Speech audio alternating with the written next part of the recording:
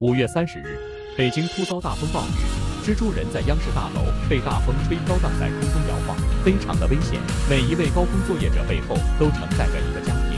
人工作业伴随着安全的隐患，遇到突发极端等天气，由于无法快速下降，高空作业者随时都有生命危险。为保障高空作业者的生命安全，目前在国内绝大多数大楼都采用了智能楼宇清洗系统。本节名高层楼宇智能清洗机器人，仅需2名监察人员即可独立完成高空作业，实现无人智能清洗。即使在极端天气下，也能稳定作业，避免人员意外风险，保障生命安全。